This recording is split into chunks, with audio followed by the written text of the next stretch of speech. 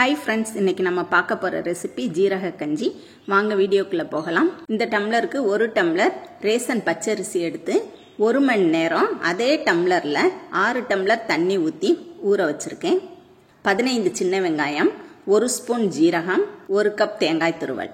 Mixie ஜார்ல தேங்காய் துருவல், வெங்காயம், ஜீரகம் சேர்த்து கொரகொரப்பா இதே மாதிரி அரைச்சு எடுத்துட்டு வந்துருங்க. குக்கர்ல அரிசி அப்படியே தண்ணியோடயே சேர்த்துட்டு மஞ்சள் தூள், தேவையான அளவு உப்பு, 1/2 ஸ்பூன் நெய் எல்லாத்தையும் மிக்ஸ் பண்ணிட்டு மூடி போட்டு அடுப்புல வச்சு ஆவி வந்ததும் வெயிட் போட்டு 6ல இருந்து 7 விசில் விட்டு அடுப்பை அமர்த்திடுங்க. ஆவி ரிலீஸ் ஆன உடனே குக்கரை ஓபன் பண்ணிட்டு திரும்ப கஞ்சியை அடுப்புல வச்சிருங்க. இப்ப கஞ்சிக்கு தேவையான அளவு தண்ணி சேர்க்கணும். தண்ணியை கொதிக்க வச்சு சேர்த்துக்கோங்க. பச்சை தண்ணி சேர்க்க வேண்டாம். தண்ணி சேர்த்த உடனே உப்பு பார்த்துட்டு உப்பு வேணும்னா சேர்த்துக்கோங்க.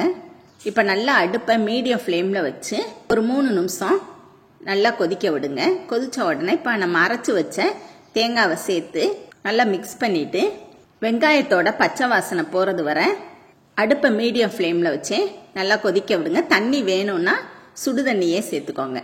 வெங்காயத்தோட பச்சை வாசனை போன உடனே மல்லித்தலையும் கருவேப்பிலையும் தூவி அடுப்பை அமர்த்திடுங்க.